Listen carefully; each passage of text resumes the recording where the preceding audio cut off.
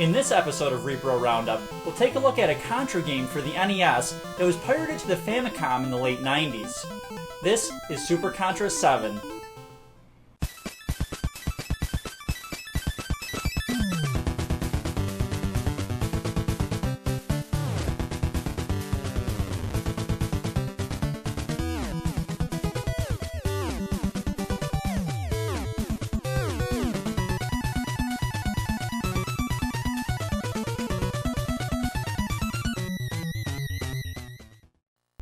The Nintendo Entertainment System offered some of the best platforming games of all time, many of which still hold up today.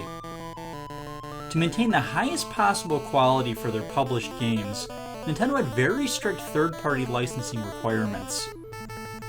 All cartridges were manufactured by Nintendo, and every licensed game received a golden seal of approval.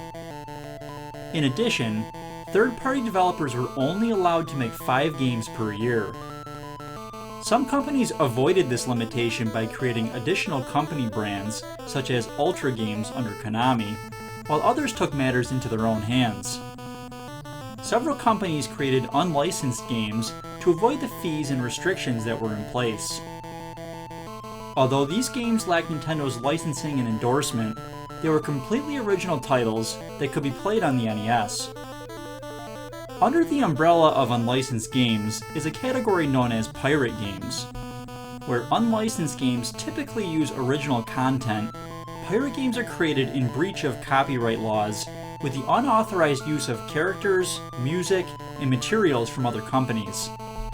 A majority of these games come from Chinese developers, and many games were created for the Famicom in the 90s. The Contra series was hugely successful on the NES, inspiring the run-and-gun genre and setting the groundwork for many great installments. It makes sense that these games would be a popular choice for pirated game developers, and dozens of Contra hacks have been created. Generally speaking, pirate games are pretty bad, but here's one that's decent. Super Contra 7 is a pirate game based on the Contra series, developed by ESC Company for the Famicom in 1996. Super Contra 7 is most likely a hack of Super C, as it adapts many graphical and gameplay elements from that game. The character sprites are taken directly from the original game, and the controls are also mostly the same. Your movements in this version are a little slow and sluggish, making it more difficult to avoid enemies and projectiles. In addition, you cannot jump while running near edges, which leads to some frustrating platform segments. The controls are decent overall, and give you the classic run-and-gun experience that Contra is known for. Your default weapon this time around is a machine gun, and flying capsules can again be found through each area with various power-ups. The weapon power-ups are random, and include the fire gun, spread gun, and laser. Each gun will shoot continuously by holding the fire button, but the bullets only travel across part of the screen. The weapons also behave slightly differently from what you might be used to. Where the spread gun was the best weapon in the original games, it has a limited range and is the slowest firing weapon. The laser is probably the best, with a strong attack that can travel across the entire screen. Interestingly, the sound effects for the spread gun and laser have been swapped in this version. The R power-up, which granted rapid fire in the original Contra games, now gives you an extra life. The barrier again provides temporary invincibility, but only lasts about 5 seconds, making it nearly useless. There are a total of 5 stages in the game, each with distinct layouts and atmosphere. One area introduces electric wires that turn on and off, requiring well-timed movements to clear. While there's quite a bit of original content included, the level designs are heavily influenced from the original Contra titles on the NES. This segment in Area 4, for example, is extremely reminiscent of the one in Super C.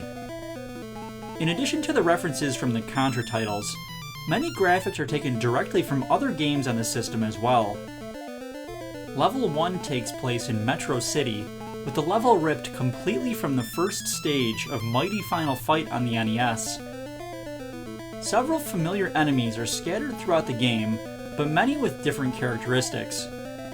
The soldiers break into a sprint once they pass half of the screen, and the snipers take multiple hits to defeat. Some new enemies here include bouncing skulls, flying gunners, and a huge creature with 2 mouths.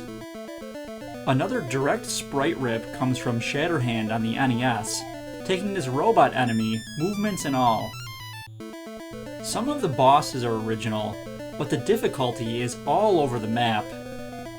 The boss of the first stage is probably the hardest in the game, with unpredictable attacks and horrible hit detection.